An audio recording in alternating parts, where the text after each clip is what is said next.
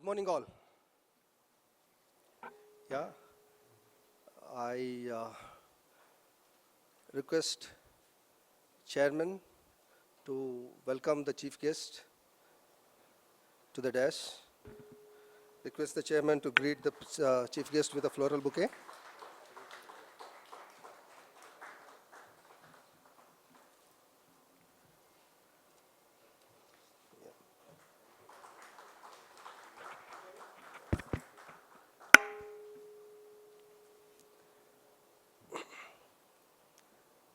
Members, good morning to you all once again. It is a pleasure to welcome you all to this insightful bank audit seminar. We are honored to have you as a distinguished gathering of auditors, bank professionals, and financial experts. In the ever-evolving landscape of banking and finance, audit plays a crucial role in ensuring transparency, compliance, and financial integrity. This seminar aims to provide valuable insights, best practices, touch points as to where we have to stress and the latest developments in bank audits to enhance our knowledge and skills.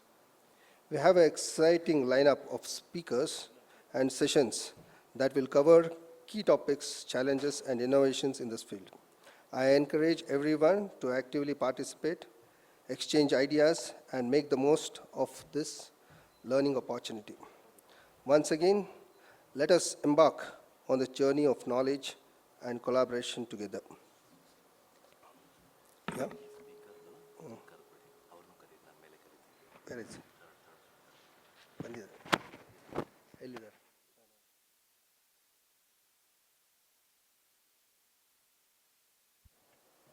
May I request one more speaker, Ravindran sir, to the dais, please.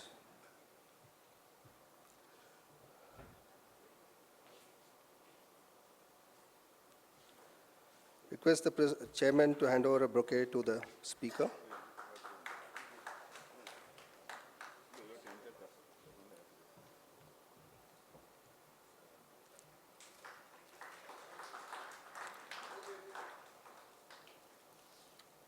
Yeah.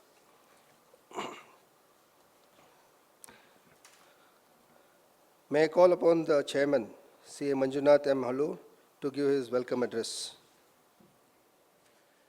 Good morning, namaste to one and all.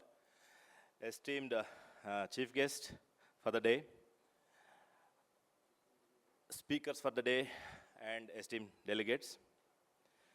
It is with great pride and enthusiasm that I welcome you all to this one-day bank branch audit seminar organized by Bangalore branch of ICAI. This annual event has been a cornerstone in empowering our members with latest knowledge, regulatory updates, and best practices in the field of bank audits. As banking operations become more dynamic and complex, the role of chartered accountants is in ensuring financial integrity and compliance is more crucial than ever.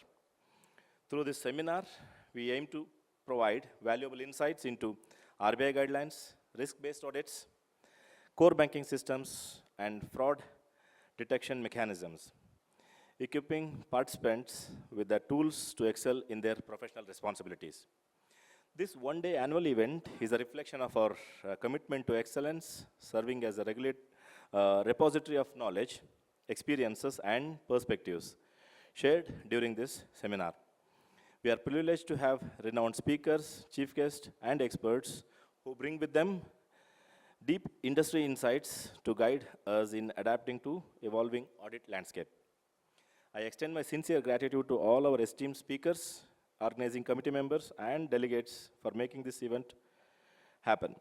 Your participation and enthusiasm continue to drive the success of this initiative year after year. Wishing you a meaningful and exciting experience. Thank you. Today's program is having 4 sessions. First session would be handled by CA PR Suresh sir on a recap of IRAC norms in current scenario. And post tea break, we will have a CA AV Paul sir handling audit under CBS. Post lunch, we have bank frauds and red flag account handled by CA V. Ravindran from Salem. And post tea break after that is fourth session, branch audit reporting requirements and LFAR again by CA V. Ravindran from Salem. And I wish you all a happy learning and best branch audit for this 25-26. Thank you so much. Thank you, Chairman, for the address. Yeah.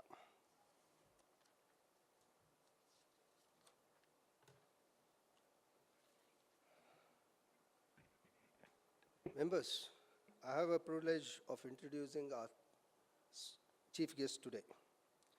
Chief guest, Sri Shantaram Kaduhole Pai, General Manager, Internal Audits, State Bank of India. Sri Pai is presently working as General Manager, Internal Audits at the Circle Office of SBI India, which covers all the type of internal audits of the branches, outfits, vendors of SBI branches, encompassing Karnataka. He had a rich experience of 34 years of services at SBI covering following areas: retail banking, foreign exchange, corporate banking, wealth management, corporate communication, alternate channels, agriculture banking, internal audits. He also has an overseas stint of 4 years at SBI Wholesale Banking Branch at Bahrain as Finance Control and Operation Heads. Yeah. Let's all welcome the chief guest with an applause, please. Yeah.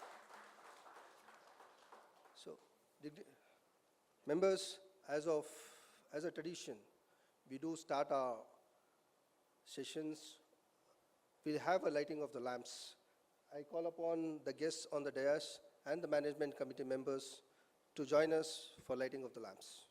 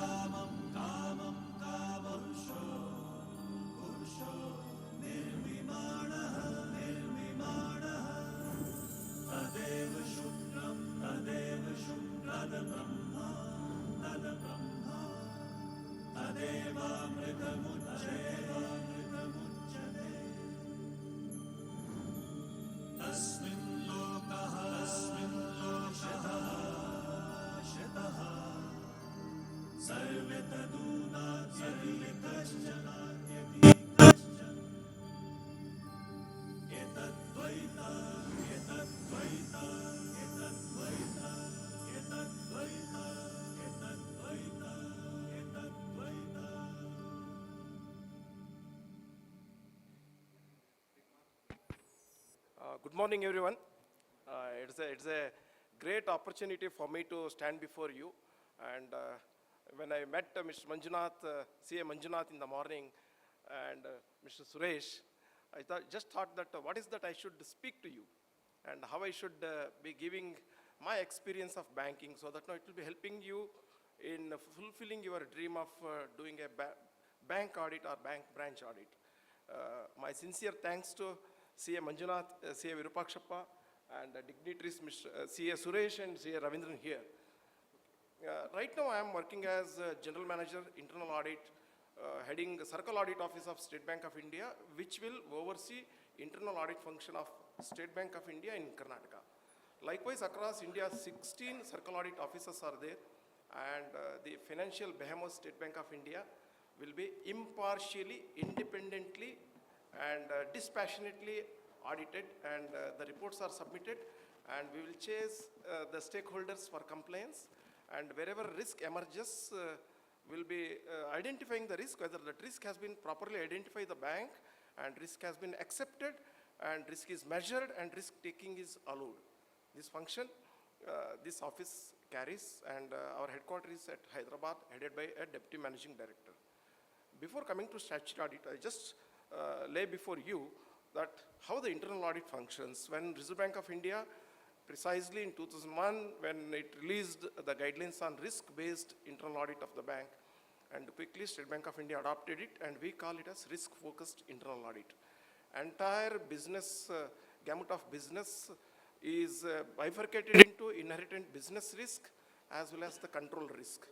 And based on that, we group the branches into high risk, medium risk, and all activity of the bank, irrespective whether it is low risk or high risk, it will be audited. And while arriving at that, we use extensively AI/ML, and we see the branches, what kind of risk is brewing, and when we should be intervening. And there are a lot of sampling happens with scientific mode, and when our internal auditors, usually their chief managers are AGMs, having rich experience of 20+ years of banking, so that when they land there, various dashboards, reports, etc., they'll be having access, and during the course of the audit, they'll be guiding the branches that know, identifying what are the weaknesses per se, and how to address that weakness, and finally report comes, and report will be submitted, and within a period of 2 months, the compliance has to be given. So this is the, and finally the report, in nutshell, abridged version, goes to audit committee of the bank. So why I am touching this means, sooner or later, you'll be landing at a branch which is supposed to be completed statutory audit. So that how to start, and you should end up only with going through the financial statements and giving a sign off with your certificate. Is that okay? Or you should also look into the various areas where the risk has been identified by the internal audit, or post internal audit, if any risk is there, how to identify that. Is that okay for you? Yeah. See, once you land at a branch for internal, the statutory audit, please go through the LFAR of the previous year or previously signed by a chartered accountant. See what are the areas where he has identified that vulnerabilities are the risk areas, and see what kind of compliance that has been given. This is the first step. Next step is, if at all you can access to the internal audit report, please go through it. And there will be an executive summary or management report. If you go through that, you will come to know that which are the accounts on left-hand side, liability side, or right-hand side, asset side, they have identified as riskier, and compliance is required to be submitted by the branch, and what kind of compliance they have given. This is the second thing. Third thing is, when you look into the financial statements, you should see whether any kind of the aberrations or wrongdoings have been adopted by the particular branch. You have to see, because ultimately bank's balance sheet is drawn. It is nothing but culmination of all the assets and liability side, whatever the information is there, they get consolidated, they come before the bank. And each and every item of the asset side or liability side, you should be having a very clear idea. See, when we tell about the asset side, one should be very cognizant that the other assets, whatever that has been mentioned, what was the purpose for which it is appearing in the balance sheet. And this is very, very important. And just take open one particular entry and ask for what is the double entry system that has taken place, so that now where the other leg is hitting. And if you see that, you will come to know about whether fairness is there or not. And this is very important. Next thing is whether that particular branch is adopting any kind of incorrect practices of the month end or quarter end jacking up of business. So how to identify that? Say 31st March 2025, when the financial statements are drawn for a particular branch, just to see 5 days before how the liabilities were moving, and 5 days later liabilities were moving. If there is a drastic reduction or drastic increase on the balance sheet date, you should identify which are the accounts where this has happened. It's very easy, possible, dashboards are available, and you should see was there any reason for increasing the assets or increasing the liability. What will happen if the liabilities are increased right from when it gets consolidated across the bank, and if there are crores of rupees liabilities on last day got increased, for the nation also, right from money supply to various banking parameters, CD ratio, etc., gets impacted because that portion of the liability was non-existing, and somebody has debited the asset side of a person. That's a small example, cash credit or working capital loan, and parked it in current account of the same party, and very next day it got reversed. On the asset side, if it goes up, then what will happen? The debt to GDP ratio, macro level, it gets incorrectly presented or projected kind of thing.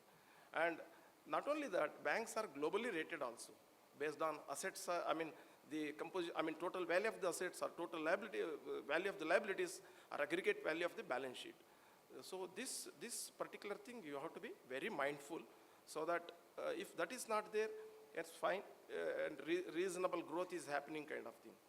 And next is from the risk management perspective, when I speak about it, on the asset side, particularly in loans, quick mortality. Quick mortality report, how you can access is, again, dashboards. The DFS defines that any loan which is given where it becomes NPL, non-performing loan, or impaired asset, within 2 years from the date of sanction, there are quick mortalities. Every quick mortality, there is a chances that somebody sneaked into system with or without help of internal, and they have taken the money, and money trails, etc., has not been traced, or nobody has followed up, and the account has become a non-performing loan. And non-performing loan, there is a chances that fraud might have happened.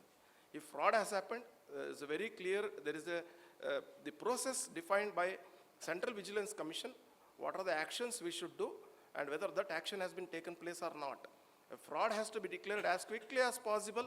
It has taken place, so that when the investigative agencies land, they will try to access to that money trail and try to get the recovery done. So that this particular process has happened or not, you should see. Next important thing is, there is a chances that certain accounts are actually impaired, but no, they are controlled by the bank people, the branch people, because of which the impairment is not visible. How to identify these accounts? These accounts will sit in the pool of special mention accounts. Again, there are reports available. Catch hold of few sample accounts, just check how the repayment is happening. And I have seen, particularly in home loans, that a builder comes and he tries to take the borrowing from the bank, but unfortunately financials are not good, it's not possible for him to take the loan. What is the alternative available? Alternative available, he has to go to private lender and take the loan. If you go to private lender for taking the loan, the cost for him is too high.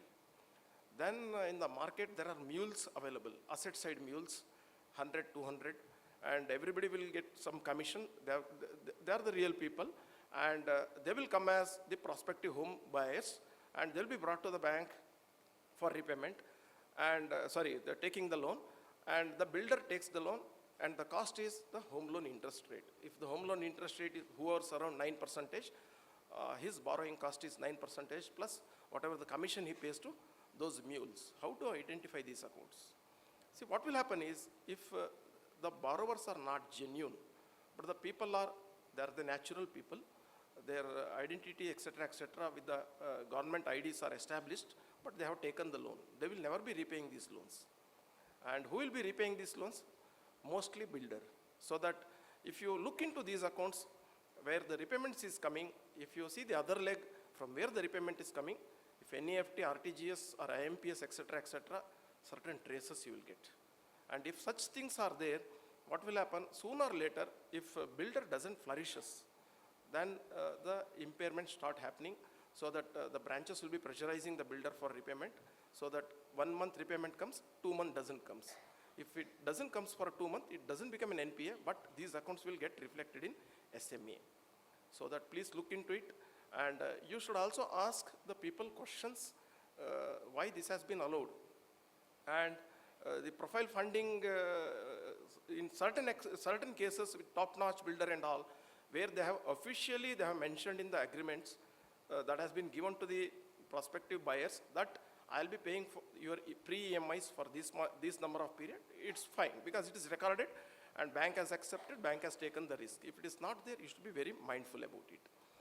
On the liability side, when I speak about liability side, you should be very careful that somebody has opened an account and that account is a money mule account, and when the money mule account is there, and that money mule account largely it will be used by the cyber criminals. How to identify? A few of the such certain incidences I have found, particularly in Karnataka, a current account is opened. Current account is opened. Example, in a small branch where only branch manager is there and another 2 clerical staff are there. And this current account is opened through digital source, wherein they have not at all visited the branch, but through video KYC, they have completed the account opening formalities. The account is opened, automatically the system will enable him or her to access the internet banking, etc., etc. Once the internet banking is done, the calling facility, or what we call as the call center set up by the criminal system, evokes and starts pumping in transaction into that particular account, and lakhs of transactions happens. And these transactions will happen in the account for 4 to 5 days maximum. By that time, the person who loses the money, he lodges a complaint through 1930 or through accessing cyber police, and by that time cyber police will approach the bank, and bank will put a hold on that particular account. By that time it is over. 3 to 4 days transaction, I have found that in one particular account 14 lakh transactions, 14 lakh, and these transactions are no way humanly controlled by the bank. These are all coming from RTGS, NEFT, IMPS, or through the deposit of money through ATM system, etc., etc. And it's very difficult. But how the auditor can come to know about it? When you go to the bank branches, when you start having dialogue, somewhere note down that digital transaction report. At least digital transaction report, if you go through that, that is available in the branch, and you will come to know that there may be or may not be such kind of cases. When the cases emerges, you have to just check whether the suspicious transaction report has been filed by the branch or not, whether KYC, etc., etc., has been properly carried out or not. This is a part of the risk management. And lastly, but very, very important, is the profits of the branch. When we speak about the profits of the branch, you should be carefully examining every item of income or expenditure, how it is moving, and all income and expenditure, there is an approved budgeting system. Any deviations are there, and deviations are more than 15%, please look into that particular deviations and check out whether somebody has seen that or not, a review process has happened or not. If you complete all these things, I can say that by and large your audit sign-off is really healthy, good, and it's good for the system. It's good for the system. And more precise anything is needed, next time when you can call, invite me for a session itself per se, definitely I'll be sharing more insight into it, so that it will be very useful to you. And this particular workshop, now sooner or later the statutory audit starts, and it's going to be very, very meaningful for you, because the speakers will be giving a lot of insight to you. With that, I'll thank CA Manjunath, Virupakshappa, and Auditing and Assurance Board of, they are also here? Okay, okay. So everyone, and best luck for the eminent speaker here, and best luck for each one of you. Okay, thank you so much.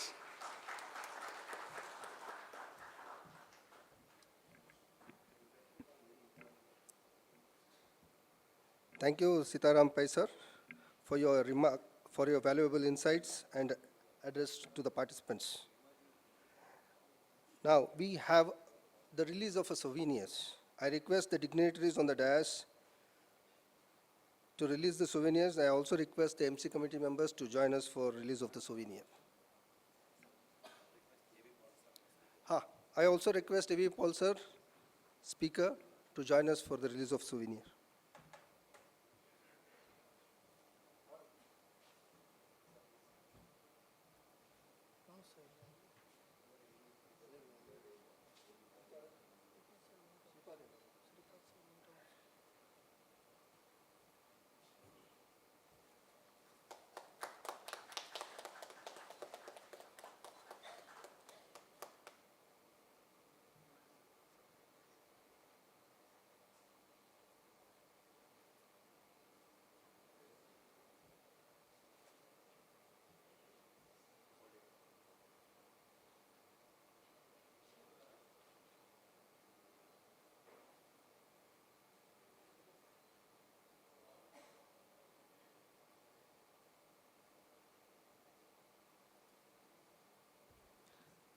Thank you all for releasing the souvenir.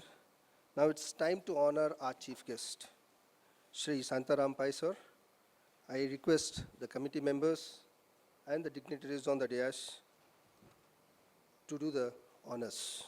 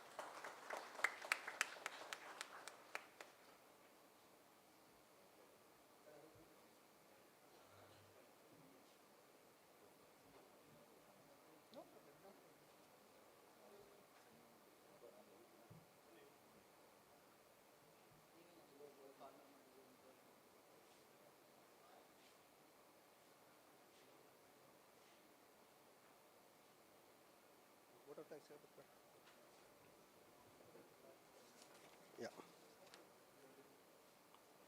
Thank you all. We have come to the end of the inauguration session, and it is my privilege to give the vote of thanks. It's a great honor and privilege to deliver the vote of thanks at the inaugural session of the Insightful Bank Audit Seminar. On behalf of the Management Committee of ICAI Bangalore branch, I extend my heartfelt gratitude to everyone who had made this event possible. First and foremost, I sincerely thank the chief guest, Sintaram Pai, sir, for gracing this occasion with his presence.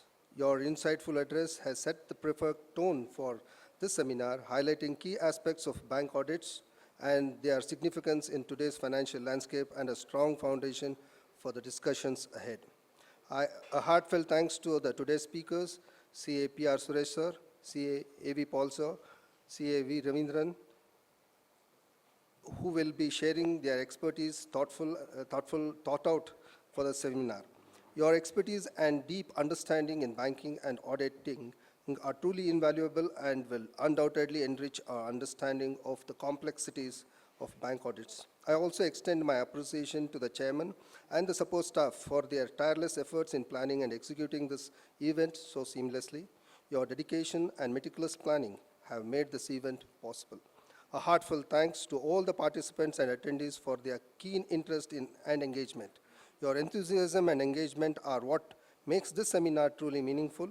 We look forward to our valuable discussions and knowledge sharing in the session ahead.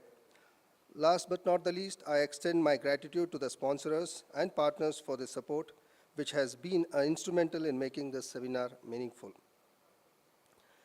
With that, I once again express my gratitude to everyone present here. Let us make the most of this seminar and contribute to strengthening the field of bank audits. Thank you. We start with the technical session. I call upon Vinod sir to introduce the technical speakers. Dear members, Namaste. A very warm welcome to all of you for this Bank Branch Audit Seminar organized by Bangalore Branch of SIRC. I, CA Vinod Garg, Managing Committee Member of Bangalore Branch. It's my privilege to introduce our eminent speaker and knowledgeable speaker for the Bank Branch Audit, CA PR Suresh sir. CA PR Suresh sir is practicing chartered accountant since 1988, had the privilege of being mentored by his guru, Sri C.P. Yatirajan, Bangalore, is a partner of Chandran and Raman Chartered Accountant. He specializes in assurance, consulting, taxation, due diligence, direct tax litigation, practice and arbitration matters appointed by the court. He was elected as a regional council member for the 3 terms and contributed to the GST transition provision under the GST law. Sir was also a past president of Karnataka State Chartered Accountant Association. He is author of books Bank Branch Audit, which was very well received with 5,000 copies made use of by CAs in practice. His better half, CA Sudha Suresh, is an accomplished professional, awarded the top 100 CFOs award and member of many boards as independent directors. His son, CA Sudarshan Suresh, is a CPA, Australia and employed in Sydney. And daughter, Shruti Suresh, a master in wildlife conservation and passionate environmentalist. With this brief introduction, I welcome CA PR Suresh sir.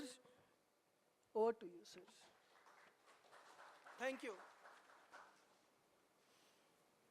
At the outset, my deepest gratitude to the Bangalore branch, which has always been very, what I could say is, very partial to me in inviting me almost on a yearly basis and giving me this opportunity to interact with our own members and learn from that experience.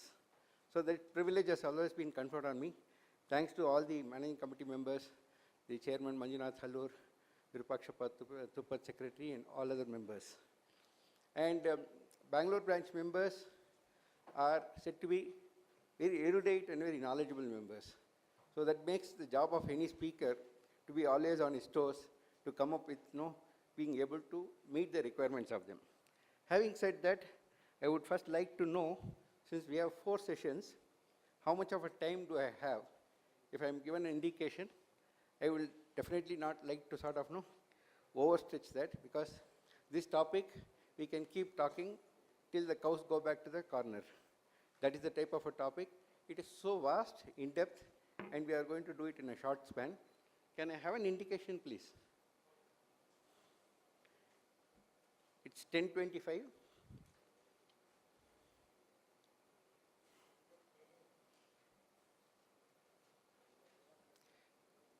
We have been seeing the evolution right from a test match being a 5 days period, and even prior to the 5-day test matches were of no end at all till all the 4 innings are completed to become 5 days. After that we had the 50-over matches. Now we are all glued to IPL and 20 matches. So my 10-over and 100-ball matches are also there. So possibly my session is going to be of the latter character of a 20 overs match. It will be a bit on the side of touching upon aspects based on the time which I have. 11:40, great. 1 hour 15 minutes is a reasonably good time for me. Thank you very much. Let us start that.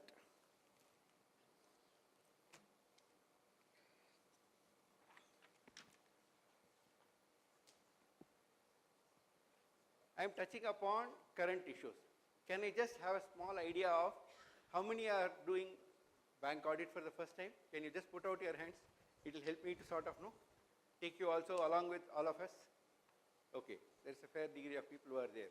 So I'll quickly touch upon aspects of IRAC norms also, in spite of the fact that most of you are already done and you might have an idea.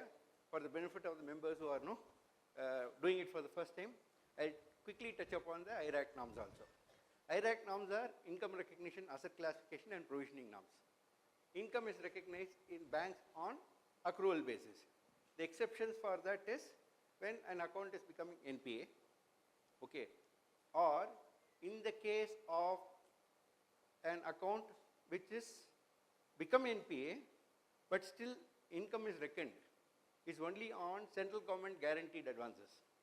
In the case of central government guaranteed advances, okay, the income is reckoned because the concept of central government guarantee means the guarantee is given by the President of India and backed by the Reserve Bank of India. And Reserve Bank itself will not like to say that they cannot pay the interest. So that being the case, that on accrual basis, even though it's not received, only on central government guaranteed advances, on accrual basis you can do. The other exceptions are when an account is nurtured or where an account is NPA, but there are loan given against the deposits. The interest on the deposit will be accruing. It would not have been paid, but the accrued interest is already reckoned as discharge of the interest obligation. So in such cases, accrued interest can be taken. This is the income concept. Okay. Coming to the recognition and asset classification. What is an asset classification? Asset classification is of three-way test. One is your, actually it's four. The asset classification, all of us will know what are the asset classifications? Performing and non-performing, that's NPA, okay. Then the second is called, okay, your nature of loans given, whether it is to public sector or whether it is for agriculture, priority sector, public sector and others, okay. Priority sector, non-priority sector, banks and others. This is called the lending based. And the third one is secured, unsecured, so based on the asset coverage. Okay. Fourth is, as we all know in accounting standards, geographical AS 18 requirement in terms of what are all the different types of aspects of business which is done. So these are the different classifications of advances. And we largely cover in our bank audit the advances in relation to the asset classification, making a provision for it and reckoning that in the financial statements. So when we talk about asset classification, for the people who are new, they will be aware of it. You have standard, substandard, doubtful and loss as the four categories. The standard, substandard, doubtful, loss is on the basis of the period of the deficiency or irregularity from the date from which the account is classified as NPA. The date of NPA becomes very important, assumes significance because that's almost akin to our date of birth. You don't change the date of birth. Similar to that, the date of NPA, till the account is fully regularized and comes back to a regular account, the date of NPA is fixed, and from that day, for the first 12 months, it will fall in a category called substandard. And after 12 months, up to 24 months, that is 12 months one day to 24 months, it lies in the category called as doubtful 1. 24 to 48, it will be doubtful 2, and anything above that is called doubtful 3. Why we need this classification? Based on this aging of a debt which becomes bad, the provision requirements are made. So based on that, that's why the classification is required. And the amount of provisioning requirement on the basis of the asset classification is on the basis of, if it is a substandard asset, can we know how much is the rates for substandard assets? This anybody can answer, not necessarily. I need a couple of mics. How much is the provision for substandard assets? 10%. And any other rates? 15%. Any other rates? I'm going to put this to auction. What are the rates for substandard assets provision? I've got 10, I've got 15. Anything else? Somebody else would like to put out your hand to tell? Or should I put the mic to you to answer?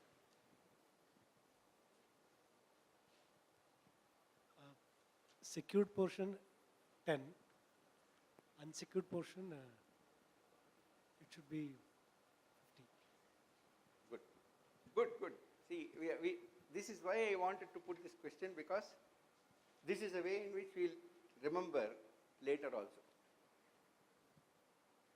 So secured 10%, unsecured I think 50%. He is very eager to answer. Yes, sir. Okay. Anybody else? Yeah. Basically, the substandard assets are having provisions of the standard rate of provision for a substandard asset is 15%. 15% is the standard rate for provision of substandard assets.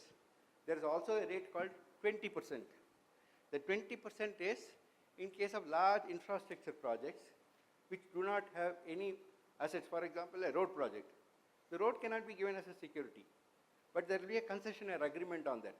So it cannot be called it's fully unsecured also. In such cases of large infrastructure projects, substandard assets will take a provision of 20%, and where at the point of giving a loan, the loan is unsecured, fully unsecured, then the risk on that and the provisioning requirement on that is high. That becomes 25%.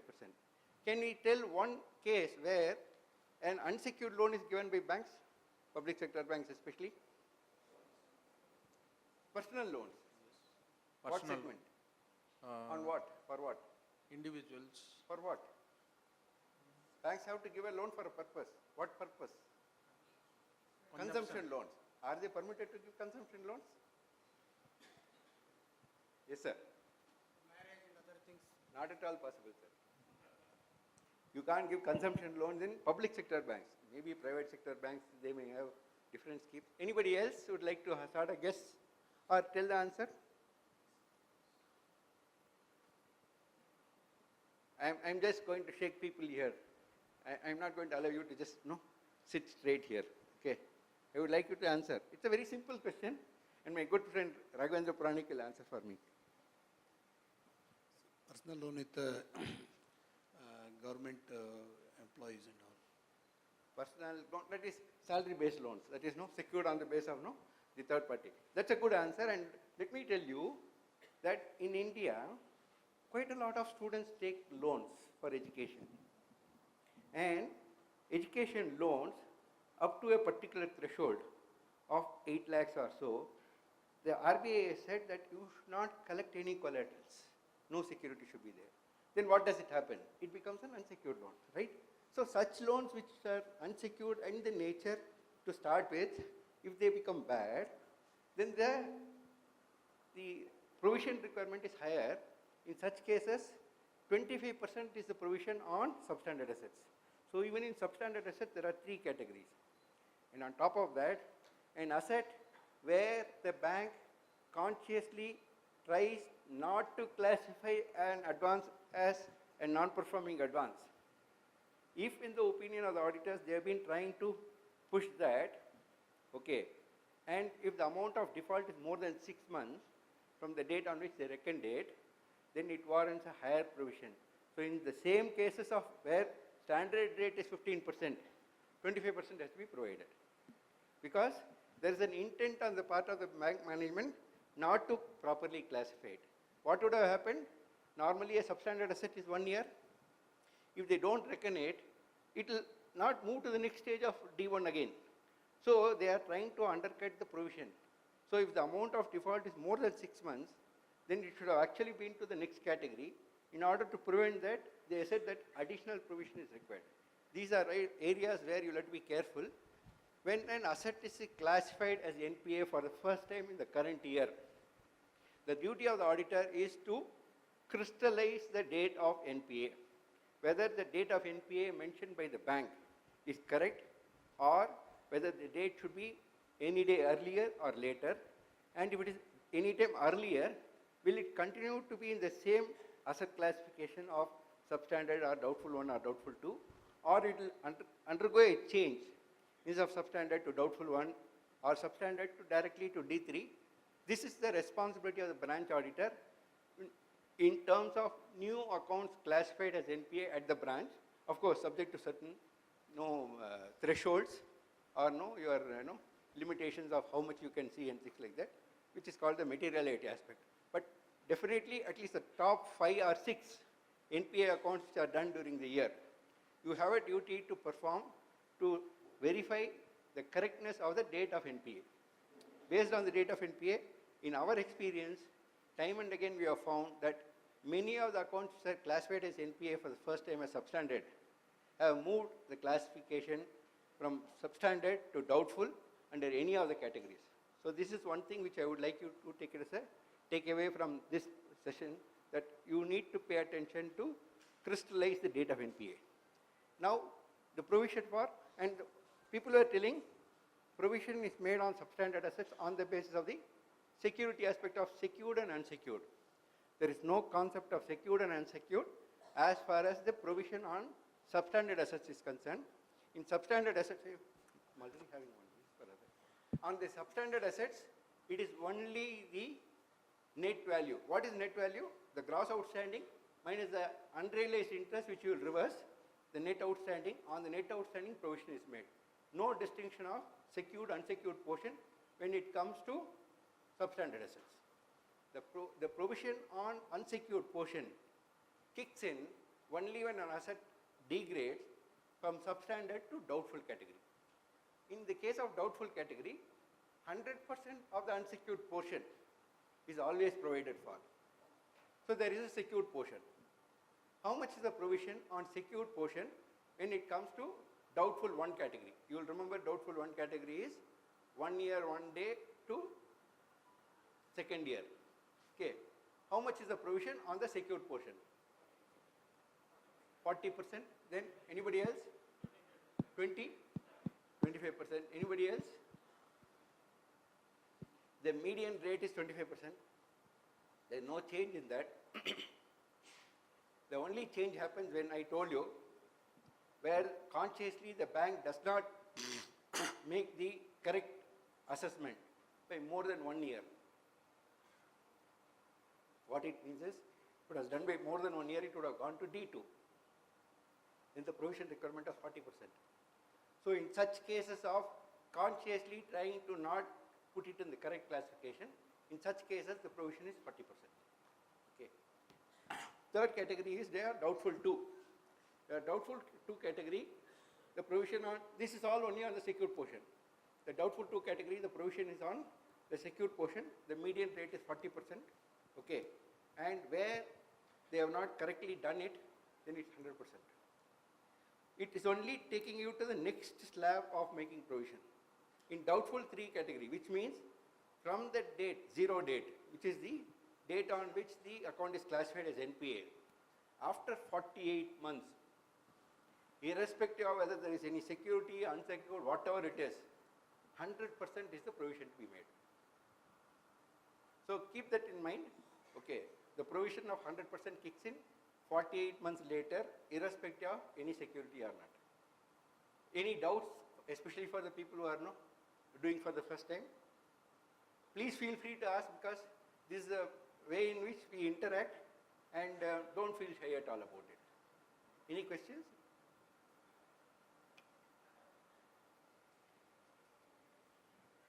Yeah. Yeah. Am I not audible? Yeah, I'll get you the mic. Banks, yeah, sorry, okay. Yeah, go So ahead. if the banks themselves don't classify it properly, then you said the rate is higher. In such a case, we are supposed to do an MOC, no? So where is the question of, when you reclassify the account, not a reclassification, MOC when you suggest, you'll put the correct date of NPA. So automatically the rate, provisioning rate should also change there itself. You are right. What's your good name, sir? Ravi. Ravi? Ravi GR. Ravi GR. Thanks, Ravi GR. It's a very interesting point you have raised. What happens is that if it changes the asset classification, for example, from substandard, because of the change in date, I'll give you an illustration. Okay, some asset was to be classified in July 2024. Okay, they classified it on 31st March. Okay. So, even if I have to take it back to the actual date of NPA, it will still be July 2024. It will still be in substandard category only. Whereas the provision which I need to increase is from 15 to 20%. It is a penal in character so that the bank does not unnecessarily hide NPAs. Sometimes it may even go to the next slab. Wherever it goes to the next slab with your MOC, it will get corrected. But there can be situations like this. Am I clear? Good, sir. Next.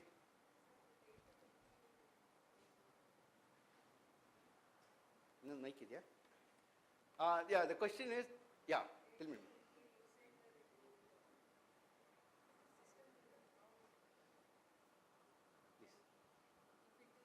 Ulta. Then how it could go wrong and what kind of It's a very good question, ma. What is your name? Nirmala? Nirmala is asking a question. Sir, now all NPAs are classified on the basis of system driven. If it is system driven, how the date of NPA can be wrong? Anybody can sort of, throw light on this?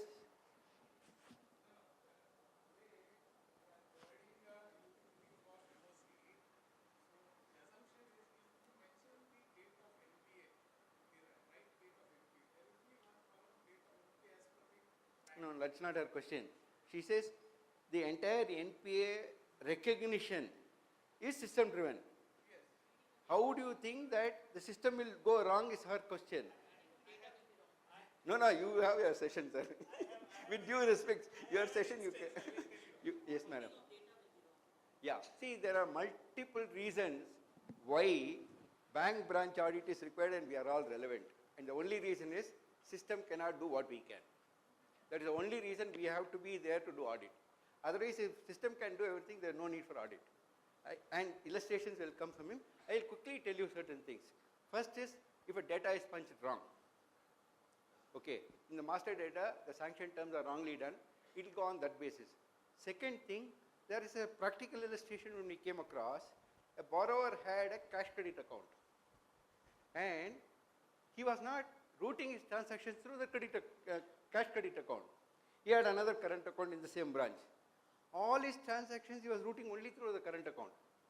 So, system threw that up as an NPA, saying that there are no transactions. Is it right? Actually, it is not, because the very fact that the borrower has transacted all his transactions to the bank, the creditworthiness, everything is being done. Just because the credit is not there and continuous operations are not there, the system is not capable of throwing up some of these illustrated things. It will classify an account as NPA. There are multiple things which I can tell. Our intelligence as auditors is far superior to system-driven NPA.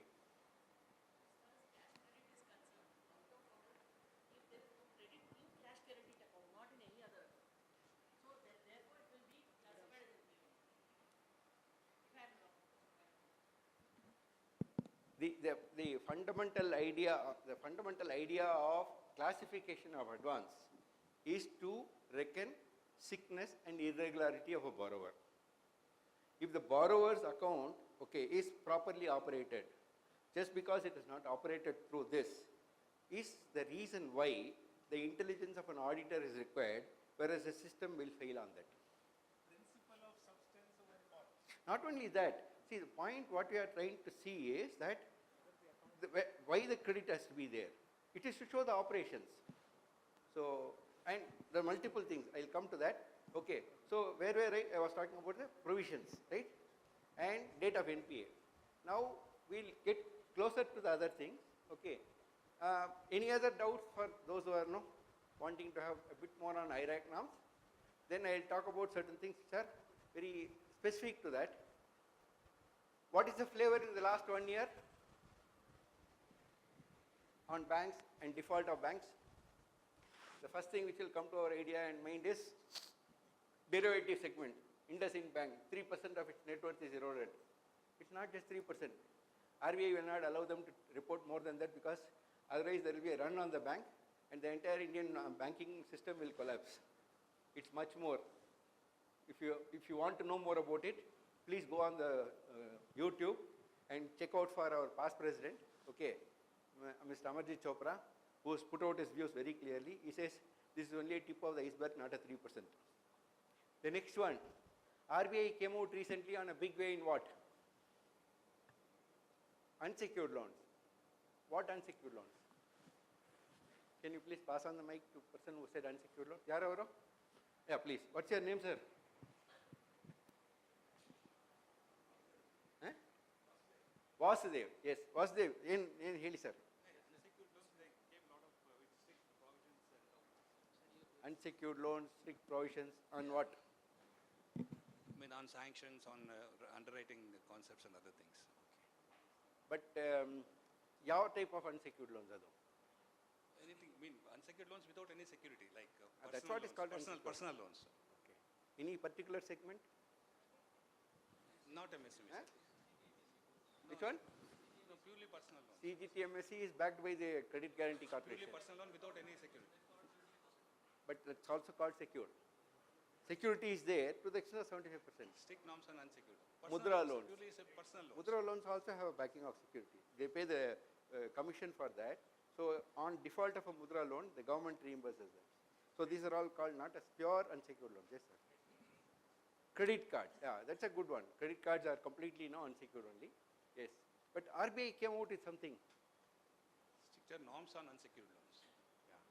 See, let me tell you that, how many of you remember gold loans? And there was run on gold loans, and a new set of norms was brought on for gold loans, because some big NBFCs and certain other institutions were barred, including, I think, if I'm not wrong, the India Bulls and other finance, they were barred from doing the gold loan, leveraging and things like that.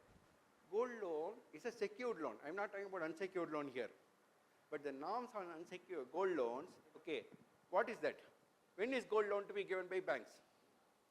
It can be given, should there be a purpose for giving a gold loan for the bankers? It's a pure P segment, personal segment loan, based on 100% security, they give the loans. Actually, it is 100% or more. How much is the security value in the case of gold loans? How much is, I have 1 crore worth of gold, jewels, which I pledged with the bank. How much of loan am I entitled to? If I am entitled to 75%, what is the asset cover? 1.33 times, right? So my asset cover is 1.33 times and not 85%, 75% like other loans are concerned. Here is where the norms has been now made. Gold loans can be for P segment. Gold loans can be given for agri segment.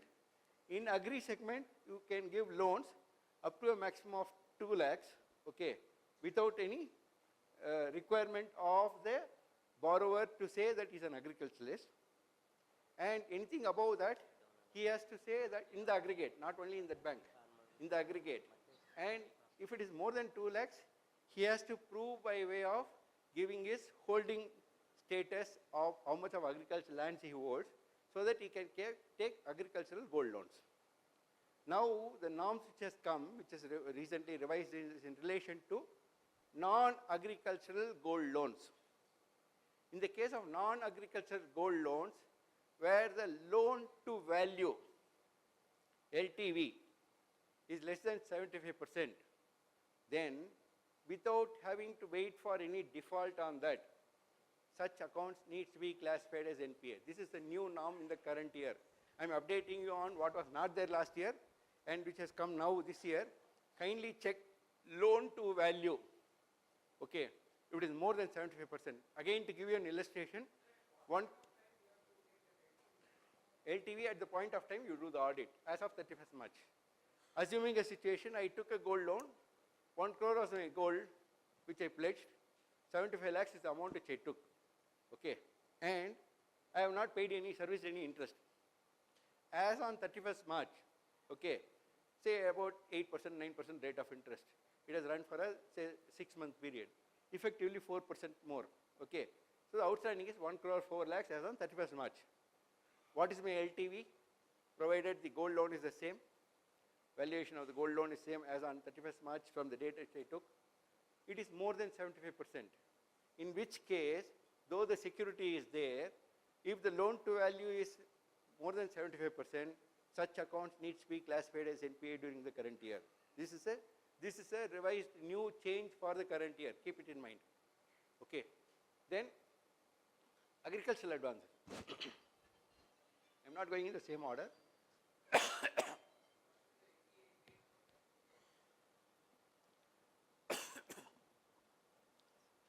The NPA date will be the date on which the LTV crossed 75%.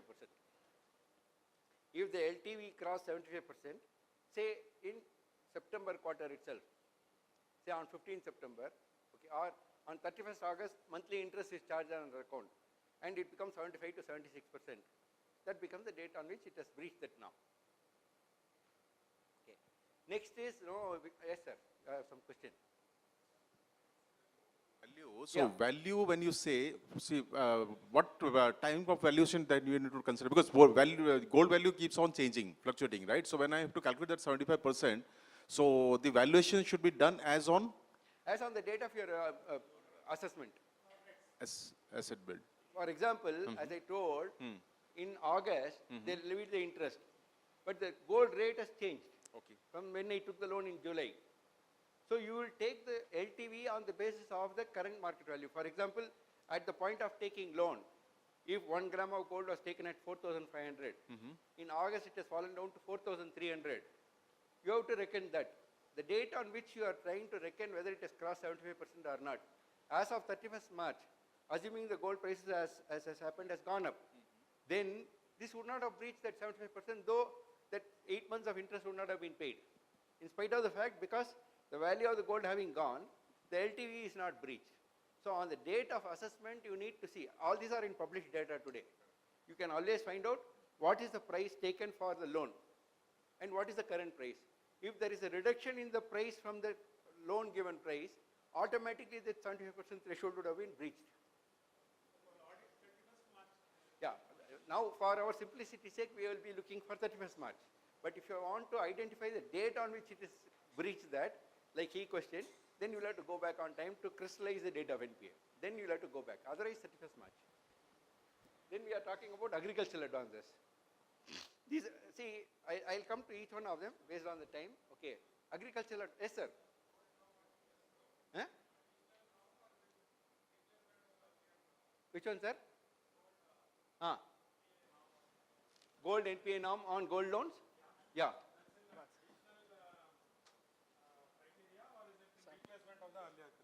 No, this is a new norm. Considering the manipulations happening on the gold loan portfolio as a whole for the banking and financial sector, RBI considered that there is a higher degree of delinquency possible on gold loans. Based on their assessment of certain NBFCs and banks, they found weakness in that.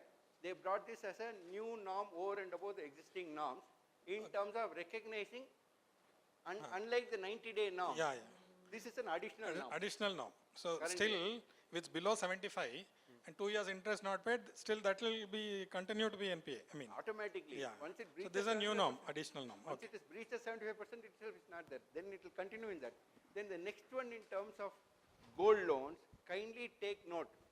RBI has very clearly put out in their inspection reports to most banks this year that very frequently they have been observing gold loans are not serviced or settled by way of payment of the transactions, but they are rolled over by giving one loan and setting off the old loan.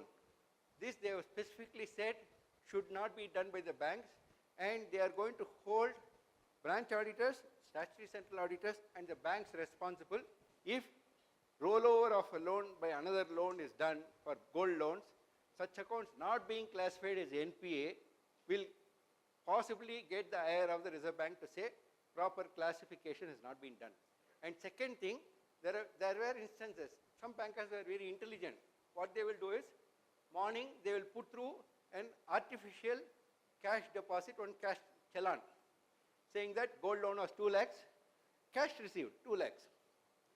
And before EOD, they will release one more loan, okay, on the same jewels. with new set of applications.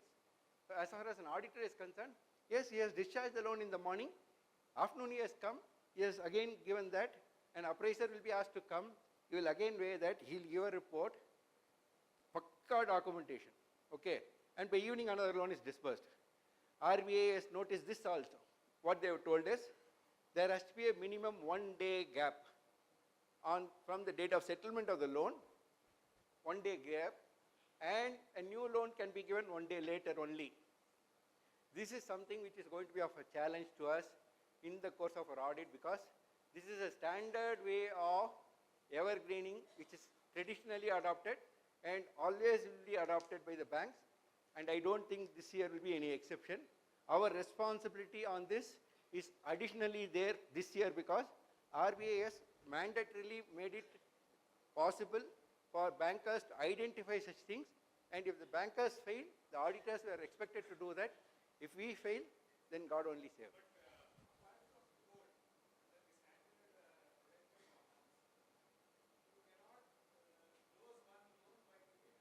I'll come to that. I'll come to that. I'm talking about gold loans. No, I'm talking about gold loans because the others, it could be very different. In gold loans, it's patent. It's very patent in gold loan. In other loans, they will do what is called a circular transaction. That I will come to when dealing with that. Yes, sir. One clear day. For example, if a loan is closed on 25th March, the 27th March is when they are eligible to take another loan. 26th is a 24-hour gap has to be there. Sir. From the date of closure. Sir, with respect to gold loan, 1 second, sir. Somebody is already speaking. Sir, Raghavendra Puranik. Yes, Raghavendra. With respect to gold loan, there is a income should be recognized on a monthly basis or a quarterly basis. So whereas actually loan repayment happens after 1 year with interest actually. In this case, is it a violation of IRAC norms? No. I'll tell you, see there is something called as sanctioned terms. What is the sanctioned terms? There, in the case of gold loans, the repayment is a bullet repayment. And the bank has the powers to stipulate that the bullet repayment can be only the principal or the interest and the principal together. And if the bank gives a sanction to say, interest to be serviced as and when applied, and loan to be repaid on a bullet repayment, in such cases, if interest is not serviced, then the 90-day norm will kick in. Whereas if the same bank, in terms of the sanction letter says, interest and principal to be repaid as a bullet payment at the end of the tenure, then throughout the period of the tenure, the interest does not fall due. And interest which falls due for payment is the one which has to be reckoned for overdue. Because something has to be due to become overdue. In this case, it will not be due in the first place based on the sanction terms.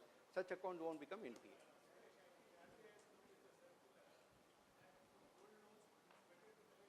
Sir, it is better. It doesn't say it should.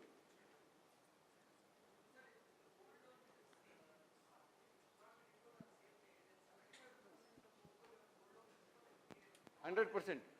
100% of it, not 75%. So I am telling you, this year when you go for audit, you will have enough masti. Do it. Enjoy. Sir,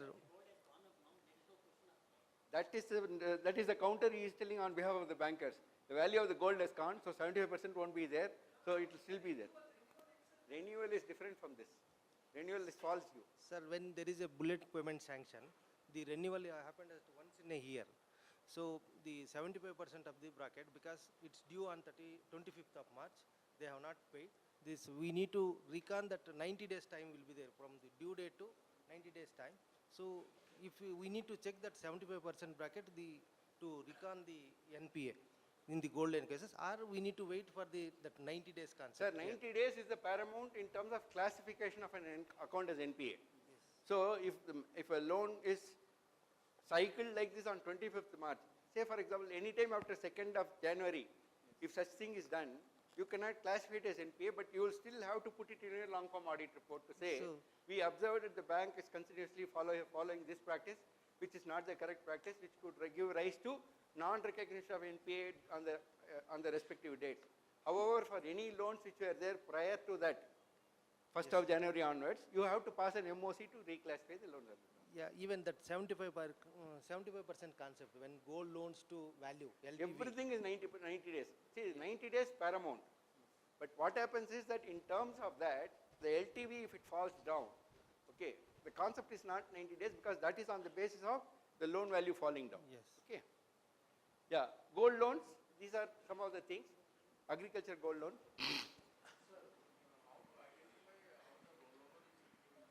Very simple. If you do audit, you will find out. No, no.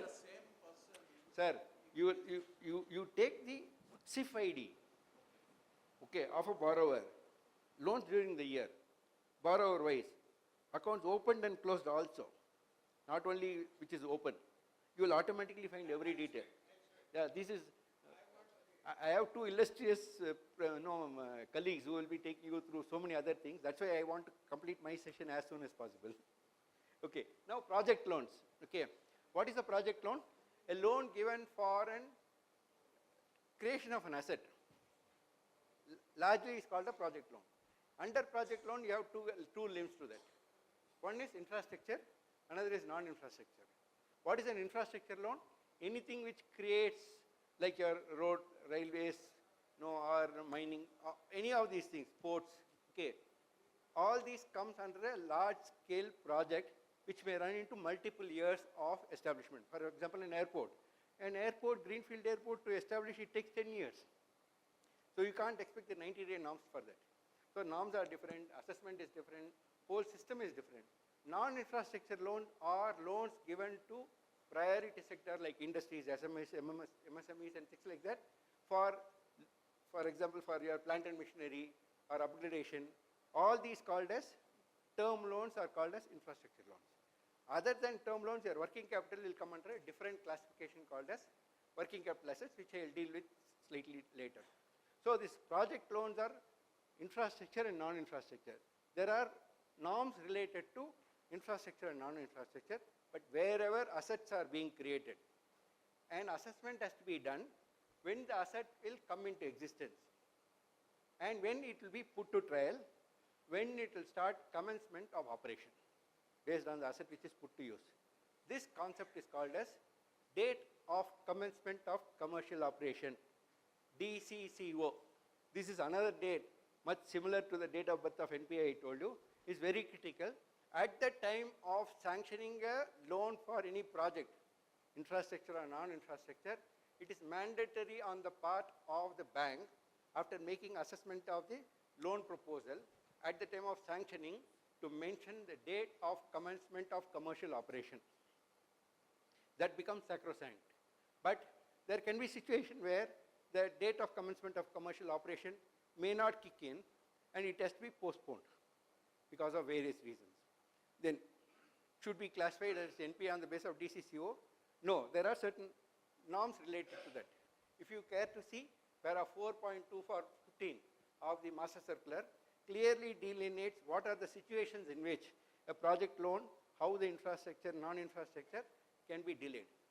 The one way of doing that is when we are talking about classifying advances, I'll take you through the portion related to project loans also along with the various things. Now let me talk about asset classification from standard to non-performing. In the case of loans, what are the types of loans given by banks? There's a schedule 9 of the balance sheet. If you care to see, there is a bifurcation of the loans. Okay, first is called as what? Cash credit and overdraft. Okay, second is term loans. Okay, third is bill purchased and bill discounted, and then others. Okay, this is the classification of the nature of advances. When we talk about cash credit and overdraft, what is the norm related to classification of advances NPA? It is treated as 90-day norm. The standard rule is 90 days. 90 days from what? It's a question. 90 days from an account becoming irregular. What is irregular? Irregular is a status when the operation in the account does not show that it is healthy. It becomes irregular. To say, if in a cash credit account, okay, there are 3 limbs to that, where there are no credits in a cash credit account, okay, for 90 days. after 30 days itself, as our distinguished chief guest said, where there are no credits for 30 days, it will go into a bucket called as SMA 1, 0. Okay. And 60 days later, it will go into a bucket called SMA 1. 89 days, it will go to SMA 2. 90 days onwards, it becomes NPA. This is for cash credit and overdraft. Okay. The irregularity is where there are no credits. Second, there are credits. Okay. Assuming a loan is 1 crore, the interest per month is say 1 lakh. Okay. And the borrower is paying only 30,000. The interest charged into the account itself is not serviced. Then that becomes an irregularity. Where the amount of interest charged is not serviced, that irregularity again goes into this buckets of SME 0, 1, 2, and based on that, this irregularity is classified. So if it crosses 90 days in any of these things, it is to be classified as NPA. This is what it. The irregularity has a technical jargon called out of order. That is the day from which the interest falls due. Okay. Say for example, 31st December 2024, interest is charged. From 1st of January, if it is not serviced, it becomes out of order from day 1. 90 days from the date of out of order, the account has to be classified as NPA. But the SMA data is generated on a monthly basis. So it will continue for 30 days in SMA 0 category. But out of order is from the date on which it falls due and not serviced. That is the out of order status. And the third category is where there are credits, where there are interest is serviced. However, the outstanding in the borrower account, cash credit or overdraft, is continuously in excess of the sanctioned limit or drawing power. To illustrate that, say a sanctioned limit is 1 crore. Borrower is always stretched. Actually, he has asked the banker to give 1.25 crores. They assessed and said, no, we can give you only 1 crore. You operate. He is always at 1.05. Throughout the period, he has operated at 1.05. This is beyond the sanctioned limit. Though he is regular, good transactions are there, he is servicing the interest. Since the amount of outstanding is continuously 90 days in excess of the sanctioned limit of 1 crore, such accounts also need to be classified as NPA on the 90th day of irregularity or out of order status. The fourth one is where limit is 1 crore, he is operating at 80 lakhs consistently. But the amount of security available in terms of primary security of stock, debtors, whatever is mentioned in the sanctioned terms, he has only 50 lakhs and 25% is the margin, which means he is eligible for only 37.5 lakhs of utilization of the limit, though his sanction is 1 crore, but he has constantly used 80 lakhs. In such cases also, the account has to be classified as NPA. Because the drawing power is 37.5 lakhs, outstanding is 80 lakhs. Because the outstanding is continuously in excess of the drawing power for more than 90 days, though it is less than the sanctioned limit. In such cases also, account has to be classified as NPA. Okay. Coming to project loans. Which one? That is, no. Yeah. The good point which my good friend Pala says. See, when we talk about limits, limit is a sanctioned limit. Okay. A limit was sanctioned in 2023. And the tenor for that is only 1 year. Say it was sanctioned in July 2023. It expires in July 24. After July 24 till March 25, the limit is 0. Though technically speaking, okay, what would have happened is the borrower would have given the papers for renewal, renewal would not have happened. This I wanted to cover under the other things called as temporary deficiencies. Now we will bring it here. What happens is because 9 months is the amount, the limit is not there.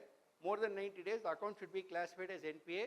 From July, 90 days you add, then you will come to sometime during September, then or October, and date on which it has not renewed for normal renewal beyond 90 days, the account has to be classified as NPA, irrespective of operation or limit or drawing power, anything, because the limit is to be taken as 0. So this today, the bankers, especially the people on the internal control, they insist the day the account falls due for renewal, the system should capture that to make it as a limit as 0. as branch auditors, in case you find not even account is NPA. For example, an account is due for renewal in January 2025. Okay, you are going there to the branch. You find they are still showing that the limit as the earlier sanctioned limit. That is wrong. Because after January 2025, the limit should be shown as 0. Then only it will go to the irregularity category. And then only they will be able to have a monitoring system. These are all part of ICOFR. We are also going to certify ICOFR. And these are all aspects related to ICOFR of internal control on financial reporting. So we need to be careful, though it will not have any impact on the asset classification provisioning hour, but in terms of reporting, we need to capture this to say the bank does not have or has failed to have a system to reckon the expiry of the limits on the due dates by making the limit as 0.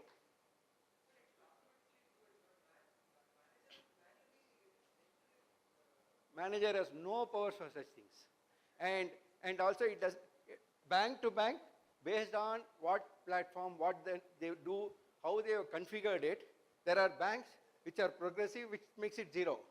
There are still banks, they are not changing it as 0. The next step of it is they try camouflaging by doing what is called as temporary, no, ad hoc. They give an ad hoc till the time they can push that renewal to be done. Once an ad hoc is sanctioned for the interregnum period, that becomes a sanction. That has to be entered into the master data. Based on the ad hoc sanction, the revival of the loan can be there for a particular period.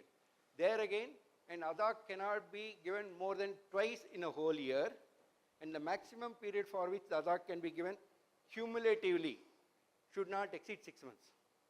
So, for example, an account falls due for renewal in April 2024. They are not being able to do for ABC reasons. They want to save that account. What they will do is, there are two situations. One, they give a sanction for 3 months, from April till July. And in July, they again give it for another 6 months, till January. So the system will say, it is overdue from January 25. You will say, oh, it is there, so there is no problem. 90 days are not over, account is standard asset. But if you apply the RBI norm, overall they have done twice, which is permitted. Cumulatively, how much period they have done? They have done it for 9 months, which they are not permitted. So if you apply this yardstick, the second extension of 6 months itself is bad, is not as per RBI norms, based on which you will have to take it back and tell the account is actually being evergreen, not to be classified as NPA. As an auditor, if you find and if it's a large advance, you have a duty cast upon you to properly classify this account as a non-performing advance, and based on that, do all what you are supposed to do by reversing the interest which has not been serviced, making provisions adequately. All these things will fall on the responsibility of the branch auditor. So this is in relation to your operational account. For term loan, the repayment is important. In term loan, RBI has been very conscious of the fact that many instances of the sanctioned terms have not been properly captured in the master data. They are not bothered about whether they are classifying, whether they are putting MOC, whether they are doing the NPA and things like that. They expect the branch statutory auditor to look at, I'll finish sir, to look at the data which is punched into the master data, especially for advances which are large in nature, renewals and things like that, which has happened during the current year. There is a bounden duty of the branch statutory auditor to look into the information which is fed into either as a new loan or as a renewal of a loan, whatever terms of accounts, major accounts, you can have a sampling of it, you can document it, but all those information being correctly captured into the master data is one of the important aspects which a branch auditor is supposed to do. If you fail on that, if anything is found later, they will automatically start sending love letters to us. Your session, sir. I'll like to do that, but then no, I will not be able to. Yes, yes. Mike.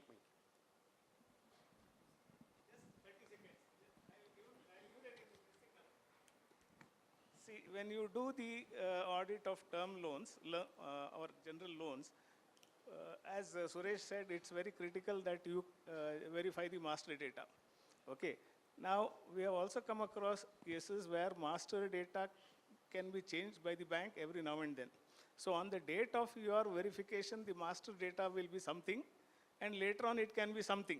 So, when you do the audit of all the term loans that you are verifying, please take a printout of master data, okay, on the date of your verification, or take a print screen and save it in your working file. Because I have cases where CAs have come back and they have been questioned and they said, no, on the date of my verification, it was showing correctly. Okay, I'll explain this more. Maybe I'll show some of the instances. So whatever verification you do on the system, I would suggest please take a screen print and save it for your working paper.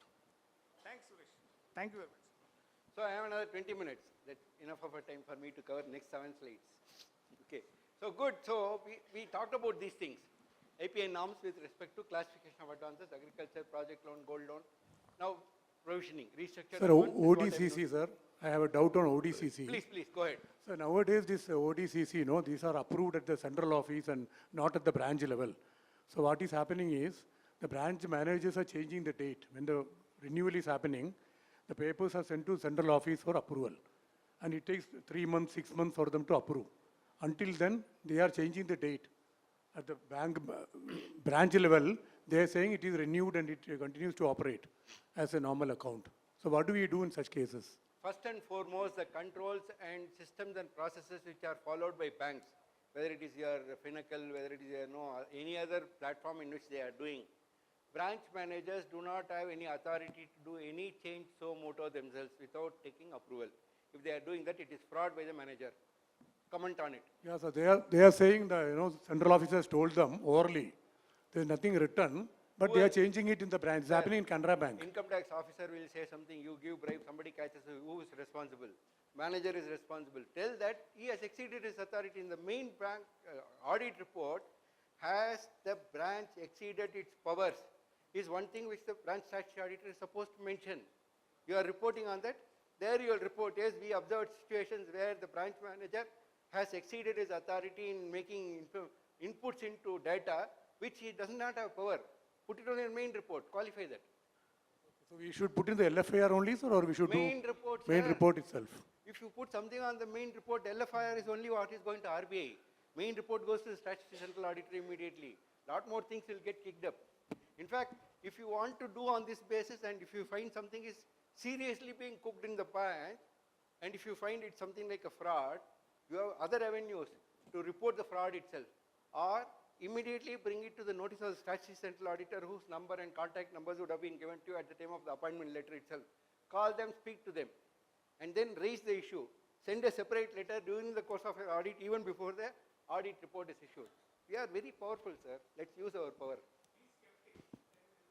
Next is that, I talked about classification, agricultural advances. In agricultural advances, okay, this is another area where evergreening is happening in a large scale. I should say that it is short of a scam by all banks. They constantly say one or the other, natural calamities. There is an RBI master circular on natural calamities. Okay, kindly download that and go through that. It's very important. Okay, and where natural calamity happens, first criteria is that that district which is shown in which the borrower is there should have been affected by natural calamity. How will you know that? A state level banker committee and the government notifies districts which are affected by natural calamity. Notification by the state government, GO will be there. Take the GO, and then SLBC will also mention the GO and give a recognition saying this particular crop, this particular taluks, this particular areas are affected by natural calamities. Whether it is your flood, whether it is your any other form of natural calamities, first they should be covered under that. Then only they are eligible.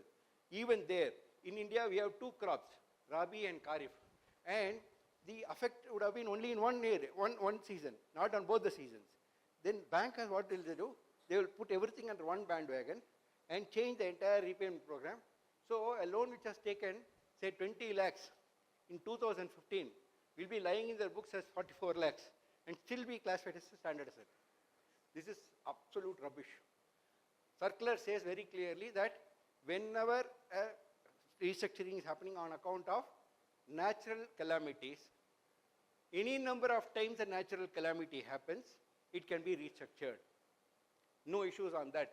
But every time it is restructured, it should be kept in a separate bucket called restructured agricultural advances.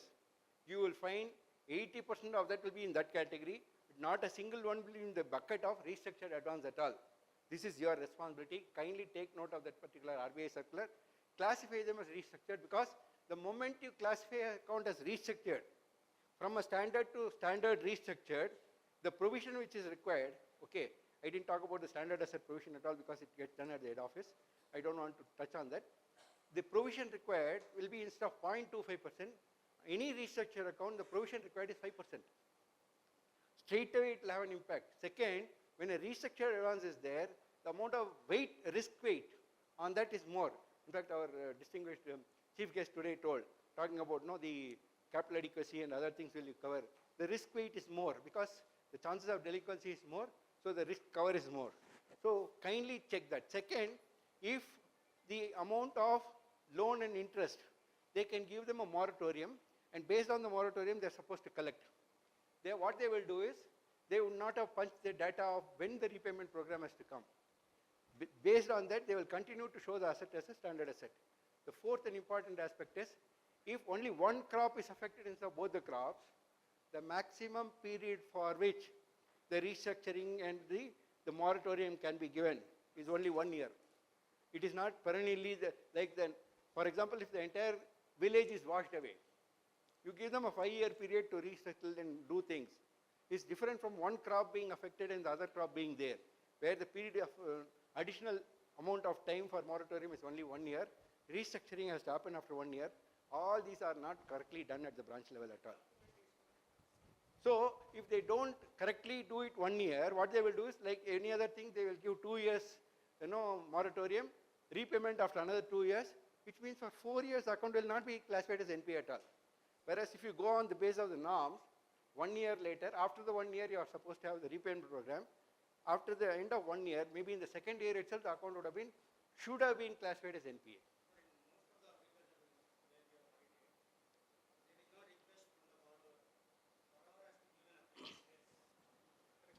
Borrower has to give an application for restructuring, and there should be a proposal, sanction proposal or restructuring. In most of the agriculture loans, such things will not be there. So what should we do? A very good question. RBI is seized of this matter. Let me tell you, point is that in the normal course, an application for restructuring should emanate from the borrower and should be acted upon by the banker, and the sanction should be given, and then you'll have to implement it. In the case of agricultural advances, for example, there's floods. Okay, the whole area is swept away by the floods. Okay, people have lost their living there. They don't have houses to come back there. They may not even come back for 2 years there. Can it not be given? They have reckoned this. They have said that cases of natural calamities of severe nature, this condition of a requirement of a letter and asking that is waived. However, banker on the safety measure should communicate about the change which they have done, because they are binding the borrower with the new terms and they need to take the consent. At least, even if they are not traceable, to prepare a communication and send it to the last known address and keep a record of it, thereby to say the new terms which are being punched into your system is already informed consent is taken from the borrower. So there is nothing wrong if the first condition is not met on extreme cases. It's not that it's a rule, but it can be possible based on situations. So all that will be there, sir, because when the new document is there for the new terms, they have to identify the borrower, ask him to come and give the letter for revised terms. All that is there. These are all part of your documentation. Then when we talk about restructured advances, I was talking about the agriculture restructured. Coming to restructuring of advances. We all are aware that COVID was one big disruptor. Consequent to COVID, lot of your accounts were permitted to be restructured without anybody asking question also. They said first 6 months, no question asked. Every account across the board, it can be done universally. No need for any sanction terms also for that. Subsequently, the COVID continued for a lot more period. Then they brought in MSME special restructuring packages.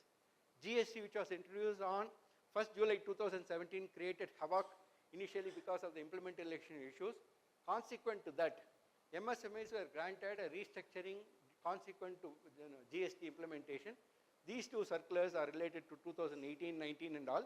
They are still effective, based on which the bankers have restructured the loans. Having restructured a loan, what happens is that the restructured terms should be properly identified and put into the system. If the restructured terms are correctly mentioned in the system, then any default the system will throw out. If the restructured terms have not been correctly done, or a second restructuring was permitted in 2021, again giving them a 48 months moratorium, which meant till almost till 23, it was not to be classified. Repayment to commence after that. The first year of the full impact of post-restructuring is going to happen in the current audit. Be vigilant. Don't just leave it as it is. You may have to take the restructure, what happened, whether the restructure was proper, based on the restructure, the terms have been correctly done, based on that, whether the repayment or operations are correctly done. If it is not, then assuming a borrower has not complied with the restructured terms, and the system has classified that account as NPA. What is the date it will tell as NPA? Sir, you are not supposed to speak. You can speak, absolutely. No problem, because I'm just making them to think. The system will classify that advance as a substandard asset in the current year, because based on the sanction terms, it is classifying the irregularity in the current year. Current year, 90 days, not done, classify the account as NPA in the current year. But whereas RBI norm says, whenever an account is restructured and the restructured terms are not complied with, and the account slips from standard to substandard, performing to non-performing, the classification should be with relation to pre-restructured terms, which the system will never be able to reckon. So we have to take it, if an asset is classified as substandard this year, based on that, when you look at it, many of them may go to D2 or D3 category in the current year. This is an additional responsibility for current year, because this is the first year, all the benefit of whatever has been done has been pushed. This year, when it hits the actual shores, you will find whether you will be able to see. Till then, when it was under the sea, you don't know what is beneath that. So this year is a crucial year for us and do the audit. Kindly beware of it and take a conscious call of proper classification and provisioning.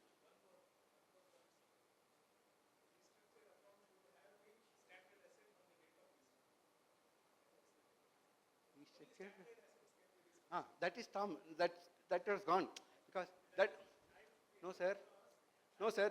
If it is restructured in the current year, it will become relevant. Now, if you restructure, automatically it becomes NPA.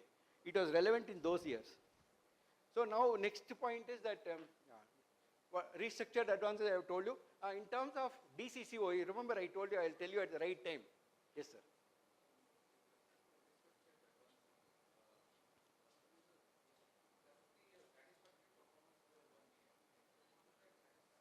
Good question. He says in restructured advance there should be a satisfactory performance. Actually, you are doing my duty of jumping the gun. I am coming to that. That is called as upgradation of a non-performing advance into a standard advance. The norms related to that captures that. I will come to that. Okay.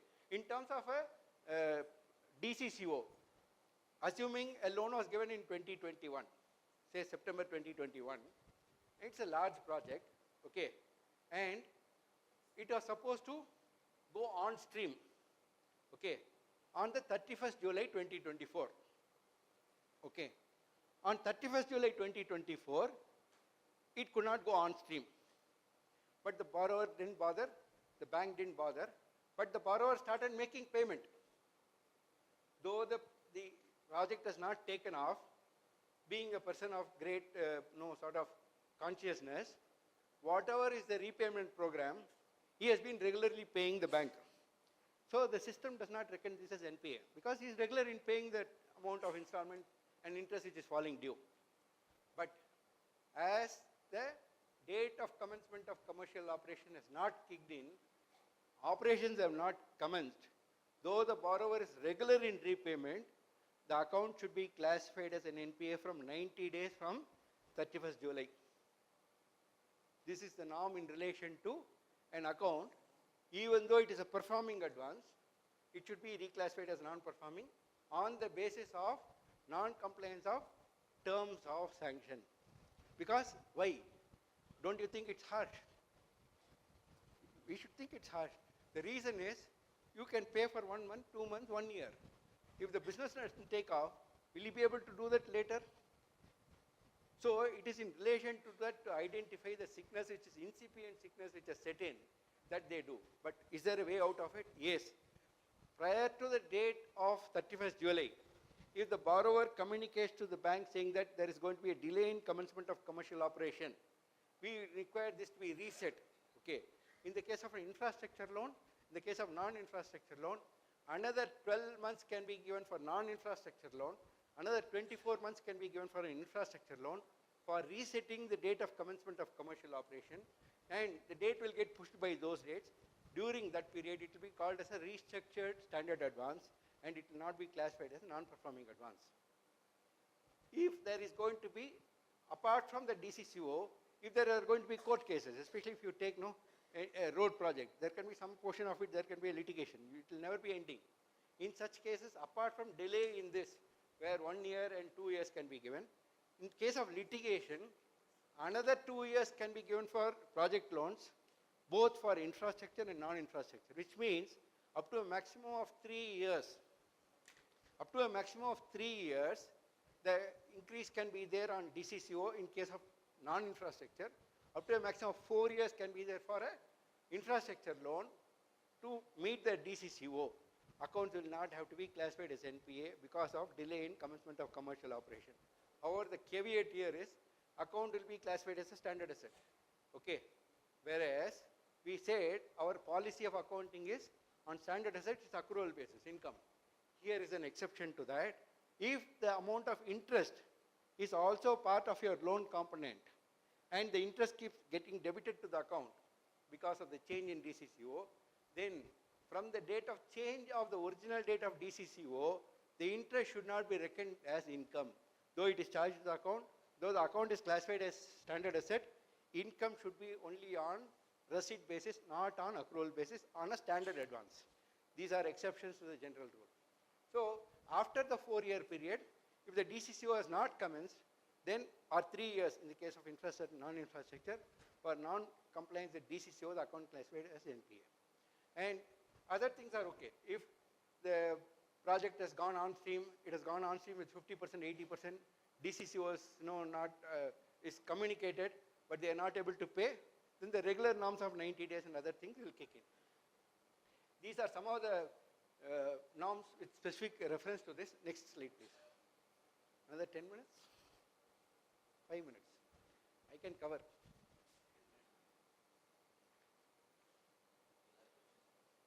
Education loans, largely I have told you. Education loans are unsecured loans. In education loans, up to a particular limit, no guarantee should be asked, and beyond that, collaterals can be asked. End use of funds, this is the mantra. No public sector bank can give any loan, okay, except your P-loans like charging your jewels, or keeping your Indra Vikas Patra, Kisan Vikas Patra, fixed deposit. Except for these loans, any other loans has to create an asset, and if it has to create an asset, automatically the end use of funds is important for us, and if the end use of funds is not done, such accounts has to be classified as fraud. Because you take a loan for the purpose of buying a car, you divert the money for spending on your daughter's marriage, that is not going to help you to create an asset for which the loan is given. End use of funds is an important aspect, especially in large advances. Just give you a small illustration. Large advances, duty of the auditor to ensure end use of funds. Raghvendra Purani. Agri-vehicle loans, yeah. And they will use it for purchasing a luxury vehicle. Yeah. So in that case, how to report? Agricultural advances are actually classified as loans to agriculturalists for non-agricultural activities, loans to non-agriculturalists for agricultural activities. For example, Raghavendra Puranik holds 8 acres of agricultural land. His profession is chartered accountant. Is he an agriculturalist? Any loan given to him cannot be classified as agricultural loan, though it is for agricultural activities, because he is not an agriculturalist. That will have the 90-day norm and all the related things. Similarly, a farmer who has, say, 25 acres of land and grows sugarcane and supplies to a local sugar mill, okay, if he wants to buy a Range Rover, okay, Range Rover is not to be used for agriculture purposes. If he is going to be given a loan, that loan is not to be treated as an agricultural loan, it is to be treated as a loan to an agriculturalist for non-agricultural purposes, and 90-day norm will apply for it. Regular rate of interest, it has to be treated as a non-agricultural loan. Regular rate of interest, 90-day norm will apply for an agriculturalist for a loan for non-agricultural purposes. If he buys a tractor for it, then that will be an agricultural loan. Huh? Simple, sir. You go through, there is an RP. In the master circular itself, the advances classification is there. There's a separate circular to say what is direct agriculture, what is indirect agriculture. If it's not covered by that, it is not agricultural loan. That which is not an agricultural loan to an agriculturalist, you have to put an MOC to say priority to non-priority. We talked about it. Priority, non-priority. The classification has to change from priority to non-priority. These are all the importance of classification. When I talked about the classification, asset classification, this classification also becomes important because of that. Yes, sir. Sir, we can call anything. We always do not allowed. Sir, the point is, if you are going to go and tell the bank that this is what is mine, they may take it and do that. But as an auditor, when you yourself go to the same branch in which you have taken the loan, you have to classify yourself as non-agriculturalist. Early warning signals, there are 42 of them. I am very sure my good friend Ravindran is going to take you through the entire canvas of it. So I am simplifying myself on that. Mismatch between the data I have already covered. System-based NPA classification pitfalls also I have told you. Some of them, interest income wrongly reckoned in earlier years in NPA accounts needs to be reclassified and provided for in the current year. And upgradation of advances. This is the question you asked, sir. Upgradation of advances. An account which is classified as a non-performing advance has to be upgraded when the borrower comes and makes the payment. Okay. For example, if a borrower comes and makes a payment of arrears. What is arrears? Interest, installment, or whatever is the irregularity in the account should be fully regularized. For example, if a borrower pays to pay 4 installments, account would have been classified as NPA. If he comes and pays 2 installments, how many installments are overdue? Is it a standard asset then? An account which is already classified as NPA cannot be upgraded unless all the irregularity, all the 4 installments interest, unless it comes, account cannot be classified as standard advance again. Okay. Does it answer you? Next. I am coming to that. There is 4 months installments which are there. Account was classified as an NPA, okay, in say April 2024. Account was classified as NPA. Account was restructured. Restructured terms were not complied with February, March and April 2024. So the account became NPA on April 2024. Okay. 4 installments are due. And in May, he pays, including May interest, 5 installments. From that day till March 25, he is regular in paying all the installments. His arrears is 0 as on 31st March 2025. Is the account standard or NPA? NPA, why? Exactly. So if an account is restructured, it is not all the irregularity alone should be regularized. Over and above that, there is a specified period of 1 year before all the irregularities are done, and it has to continue in the status for at least 1 more year before the account can be upgraded. So this is the difference between upgradation of a non-restructured account and upgradation of a restructured advance. Then the next is credit near about the balance sheet date. RBI is extremely finicky on this. they want the branch auditors to pay attention, especially on large advances which you are taking as your sample for seeing. You have to put a comment to see what is the amount of credits which has happened during there, how many credits, and if it's around the balance sheet date, what is the source from how it has come. It is like your income tax officer asking source for source. You have to go behind that. If you fail on that, we have seen RBI taking exception to that, and they have been wanting to raise this issue. They have raised this issue with us in the central statutory auditors, but they are yet to take it with the branch auditors. If they start taking it to the branch auditors will also get exposed to that. Kindly take note that day is not very long. So you will be asked upon to say, have you verified the source from which the credit has happened? Whether it's by way of another loan or operations which are not permitted, or whether by your circular credits or loan to another sister entity, or even in terms of certain things where foreign exchange, your PCFC will be there, backing credit foreign currency. Foreign currency amounts cannot be paid by way of Indian money and account can be closed. Even if the borrower has money and pays from his cash credit account, such accounts are also not there. Similarly, it cannot be way of a new loan. These are an area where you will have to pay enough attention, and I am sure that you will apply all your audit techniques to see that. Next.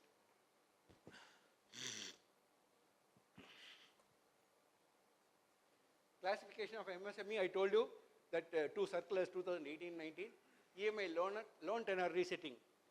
Loan tenor resetting is, we have seen the banks, they would have given an EMI, but while marking that in the system, okay, they would not have classified as EMI, okay.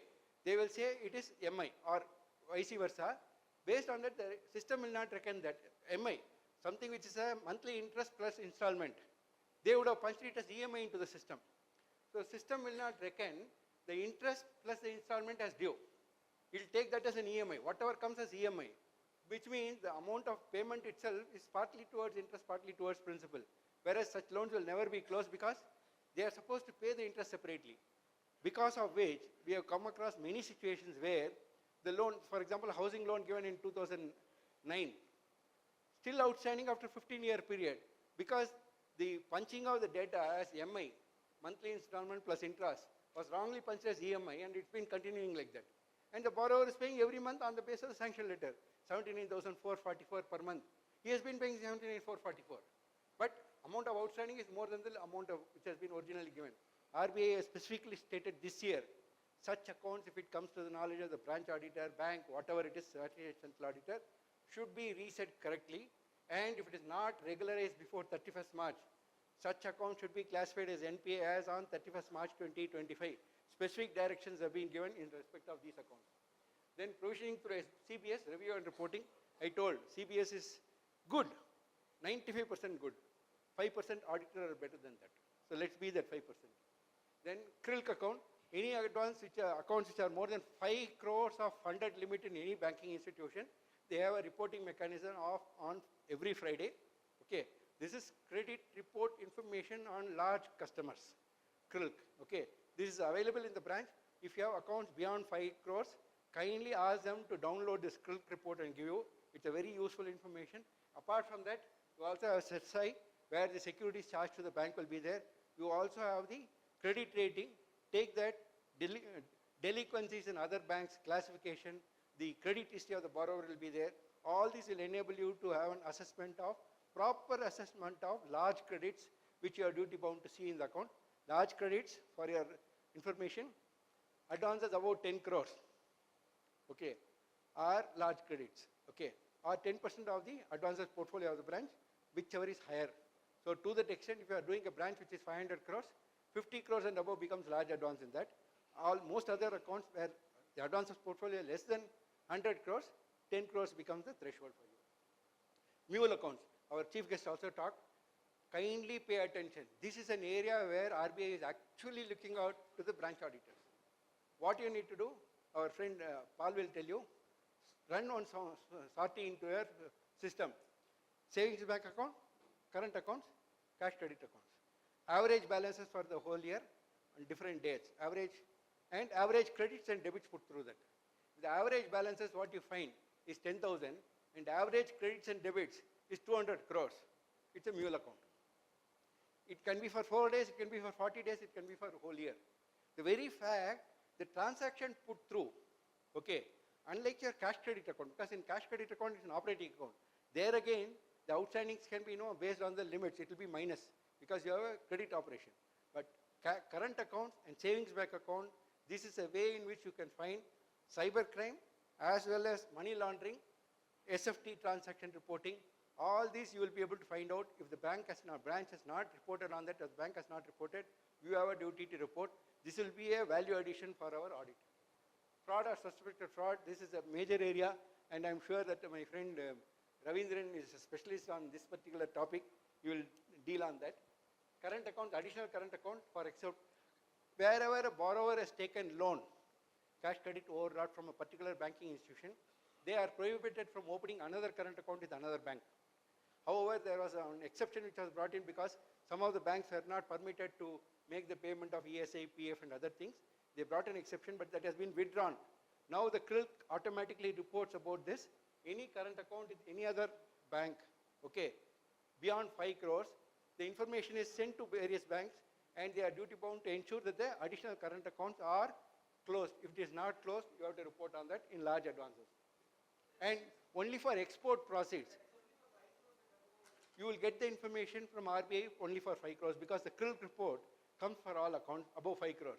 Less than 5 crores, the CRILC report not being there, you will not be able to make out. That's why the 5 crores.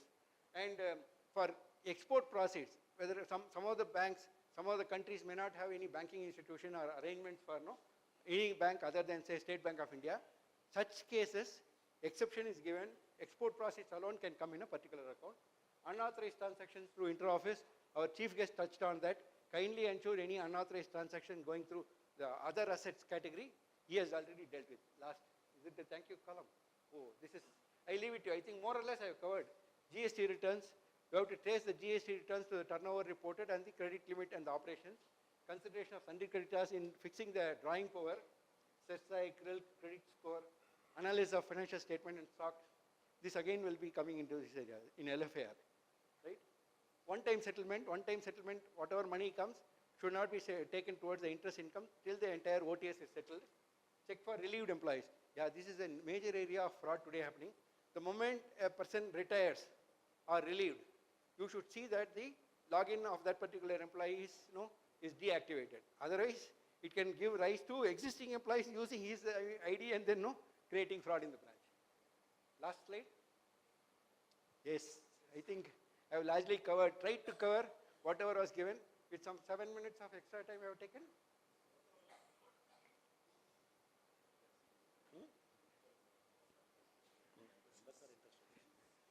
Questions? Kindly don't ask questions, I don't have the answers.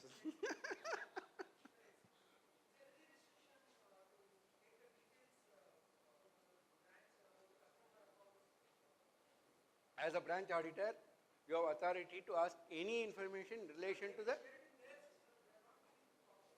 See, what happens is that they will share the data, okay, as of 31st March, of the entire reports which are there. There is a report option. When you as an auditor log into the audit module, you will be able to access certain things, okay. And if you want it for your audit documentation, the ICAI guideline now has enabled documentation in relation to that. Kindly go through that portal, LW, and if you still want it anything more, give it in writing. If they don't give, you qualify saying that information explanation, you are giving a report on the basis of information explanation furnished to you. You say that information is not furnished. Highlight it to the central auditor and to the head office.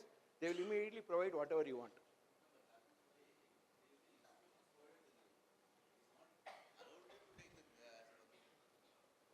Sir, I am doing audit of this. Okay, I am basing my report on this. And this is a public data in terms of the auditor and the auditee is concerned. If you don't give me, how will I have my documentation? Tomorrow NFRA will come behind me. All these are coming under NFRA now. All your audit standards will be applicable. How do you say that you will be able to protect yourself if you don't have the data available with you? 2 years back, next day you go and ask for a cup of coffee, you pay for it, they will not entertain you inside the cabin. Thank you, dears, for an excellent opportunity for me to learn from all of you. And It was as usual a very nice feeling to be with our own members, and thanks in great measure to Manjunath and his entire team for no. And possibly, I don't think, with the exception of 1 year, I've been regularly coming for the last 15 years, and that shows the amount of no warmth, affection, and no the amount of regards our Bangalore branch has to me, and I'm deeply indebted for that. Sir, thank you for this wonderful presentation and meaningful insight on the topic bank branch audit and its various norms.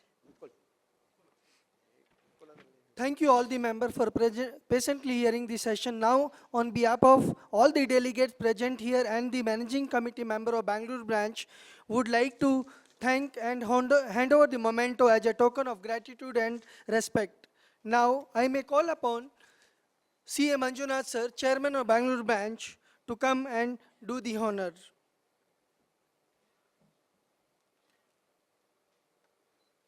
Thank you very much, Manjunath. Thank you, chairman sir.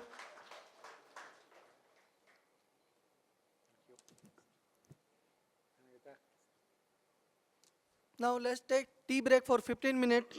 Kindly reassemble for the second session by CA AV Paul sir. Thank you.